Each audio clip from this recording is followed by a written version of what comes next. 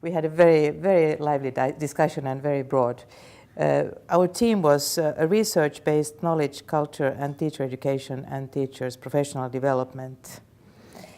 And we had representatives from Sweden, Norway, Denmark, Finland, and the Faroe Islands in our group.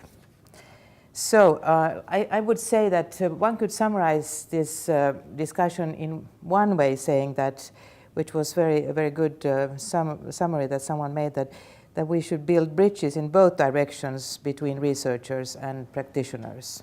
This was one of the big themes we discussed. And first we discussed some challenges that were mentioned for teachers: communication in all ways, practice-based learning and evidence, time as a challenge, and also the English language can be a challenge for many teachers if they just are supposed to read texts by themselves.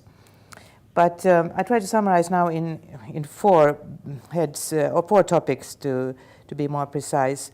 First of all, we discussed very much the professional development of the teachers and how should this be done, and when came as actually the big thing that came up many times was collaborative learning and feedback, because we have to implement a new type of school culture nowadays. I think everyone in the Nordic countries can very much agree on that we need much more of this type of working together, not alone sharing what we are doing, both as teachers and students. And feedback was mentioned as a very big theme that we didn't really have time to discuss very deeply, but this is something that could be a theme for another workshop like this one, maybe.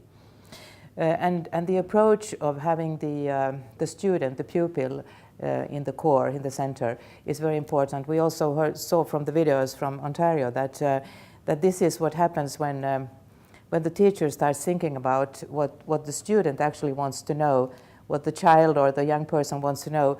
This is sort of the thing that triggers the research, because then the teacher knows that, okay, this is something I should find out about and know more about, and in this way you can keep up the interest for everything, the motivation for the students, and you are curious to know new things and to get to know new things. And this is maybe one of the most important elements in this, which is nowadays called the new pedagogics.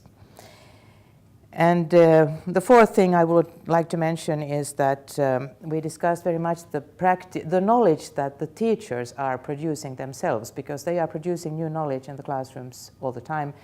And this should be more systematized, and maybe there should be quality criteria for practice-based evidence that the teachers are producing in the classrooms. So I go back to my first summary there, that we need to have the knowledge brokers have to be working in both directions between the teachers and the researchers, and we have to maybe find out new ways of building those bridges to get the new pedagogics working really well. Thank you.